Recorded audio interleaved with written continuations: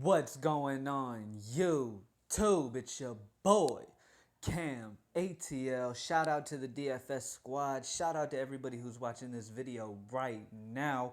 Drop a like down below because I already know you're gonna love it. Subscribe to the channel if you haven't already. 100 plus likes free arcade mode on my Twitter at Cam_ATL. You know what to do. Let's get it over 100 likes. Cash tonight with the Semien Grand Slam. Thank you, Jesus, because I was struggling there for a minute. I mean, my issue, and it's obvious, my issue the last few days, I went on the 11-day win streak, and then the last few days, I've been just stacking the wrong teams. I analyze everything. I look at it like, oh, like tonight, right? Jimenez has over a 300 ISO versus left-handed bats. So I stacked up on Kansas City lefties. Hosmer, Mustaskis, Alex Gordon, Brandon Moss. Those guys are all lefties with power, and I expected Kansas City to really run up the score, but it ended up not happening that way. Hosmer did decent, but it ended up not happening that way. But it is what it is. Real quick, I always get people coming to me like, hey, Cam, what do you recommend is an okay amount of money to leave on the table when I'm sending my MLB lineups? And I got to say, it is definitely not like NBA. With NBA and NFL, you do kind of want to use the money that's available to you. You want to pretty much spend all of your money. By the way, just saying NFL got me hyped because preseason is starting soon. Let's get it. Comment down below your favorite team, man. Shout them out. Comment down below. Shout out your favorite team. You guys already know how I feel. Atlanta Falcons all day, every day, and that'll be that way for the rest of eternity. So, but yeah. Anyway, so yeah, people are always asking me what is the recommended amount of money that I should, the max of money I should leave on the table if I'm making an MLB lineup. Like, am I okay leaving 500 left over? Am I okay leaving 1,000? And I always respond the same way. If you feel comfortable with them and their matchups, regardless of what's on the table, this is baseball. Baseball is not like these other sports where you want to take advantage of every single little bit you have. Okay, it's just not like that. For example, let me give you guys an example since I'm talking about it. The best possible lineup tonight. I'm about to read out to you the best possible lineup that could have been used last night on the 31st. Okay? And here's the lineup, guys. This lineup scored 263.6. All right, here it is. Jose Urena, Gio Gonzalez, Russell Martin, Matt Davidson, Yomer Sanchez, Alex Bregman, Marcus Semien, Jake Marisnick, Derek Fisher, and Corey Dickerson. Guess how much money was spent on that lineup I just read to you that scored 263.6 DraftKings points? A total was spent of $45,700. That is $4,300 left on the table. That is ridiculous, but when I saw that, I had to come let you guys know, and it's a perfect example and a perfect thing for me to tell you guys. Now, do I recommend leaving that much money on the table? No. Okay, I do not recommend you leaving that much money on the table, but if you have a lineup set and you're feeling really good in your gut about it, you've done all the research, you love all the guys you have in there, and all the adjustments that you make you're not as confident with, leave that 1,000 left over. That's okay. Leave that $1,000 left over, or that 1,200 left over. I would end it at about 1,200, okay? Because is anybody ever really gonna hit the perfect lineup and score 263 like this, leaving 4,000 left over? No. I mean, nobody's actually ever gonna take that chance and do that. But it's a perfect example with MLB. It does not matter, okay? Don't even worry about your money spent, okay? As long as you're under cap, obviously. Don't even worry about it. Try not even worrying about it and just going with your gut, looking at the stats, and everybody that matches up, put them in your lineup. All right? Be okay with leaving 1,200 left over because you could end up scoring the most in the tournament and taking down a GPP because nobody else is doing that. Nobody else will take that chance and leave. A lot of people won't even leave 500. They refuse. So in that aspect alone, you're getting a good, you're sticking out in a GPP. In GPPs, you need to do anything you can to stick out. And leaving money on the table is a good example of that. Not many people will do that. All right? So that's it, guys. I just wanted to touch on that real quick. Let's get straight into today's high five, and I promise you none of these guys will be traded. Okay? At least I'm hoping. All right? It's been 2 days in a row where players from my high five were traded or did not play. So tonight, it's time. All right? Let's get it, guys. It's a big 15-game slate on the first. Shout out to everybody. It is August. We are getting inching closer and closer to NFL season. I'm super hyped.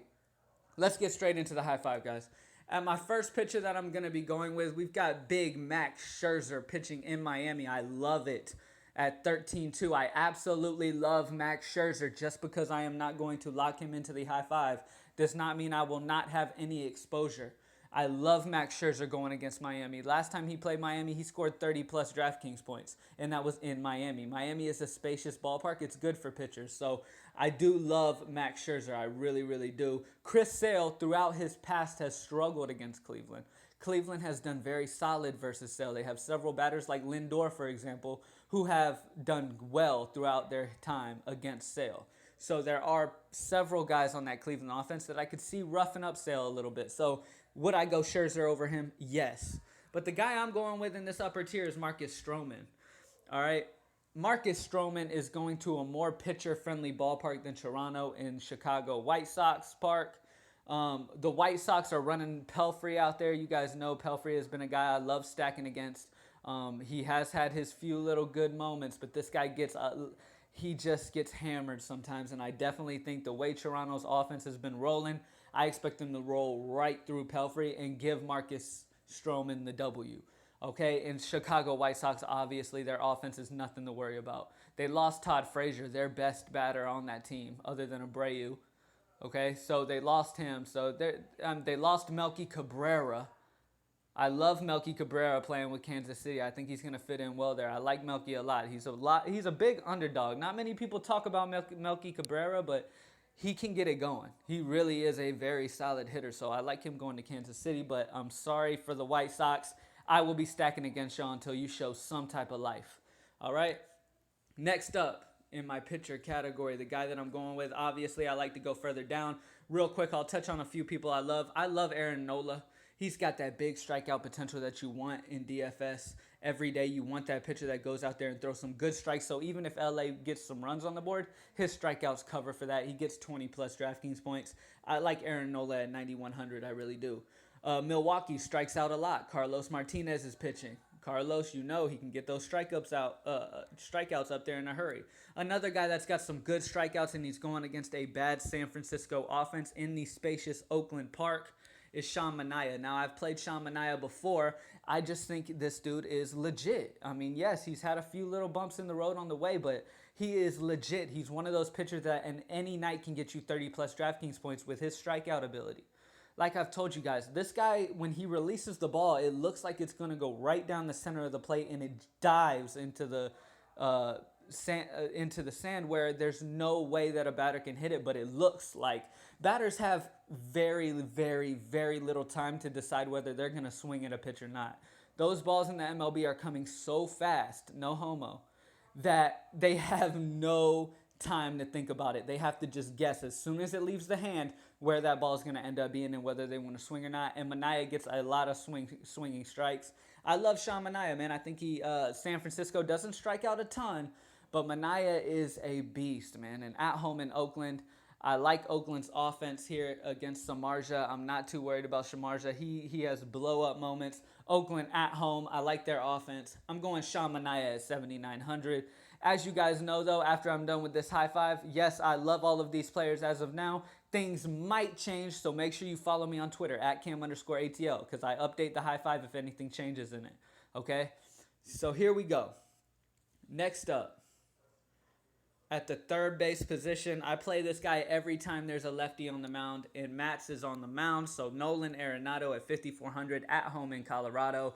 I don't think I need to say much about this. It's self-explanatory. This dude is historically great versus lefties. He's the best in the game versus lefties. When he's facing a lefty, you start him.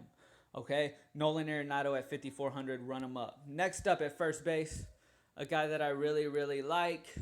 Let me find him. I could have just typed his name in, but I'm going to scroll for an hour. Matt Carpenter going against Nelson in Milwaukee, a very hitter-friendly park. It is way more hitter-friendly than that St. Louis ballpark. I love Matt Carpenter here, man. He's got a good history versus Nelson, which I will touch on in the batter's box. But he's got a good history versus Nelson. It's that lefty on righty matchup, and Carpenter has been hitting righties very, very well. He hits on top of that order. I absolutely love Matt Carpenter at 4,200, man. Lock him in. And now, last but not least, in the outfield, I've paid up for several people, so I'm going to spend down. A guy that I mentioned that I added into my Kansas City stack, and for good reason, though. Brandon Moss. I love Brandon Moss here going to Baltimore. Baltimore is very hitter friendly, okay? I expected him to destroy Jimenez, but this is the day where he finally has a good game here against Bundy. He's got a good history versus Bundy. It's not a huge sample size. I believe it's two hits out of the 3 at-bats with a home run.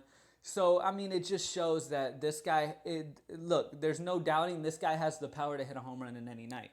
At the price of $3,600, being on this Kansas City team, going against a guy like Bundy who has gotten rocked. He's given up a lot of hard contact this year, and he's in a very hitter-friendly ballpark.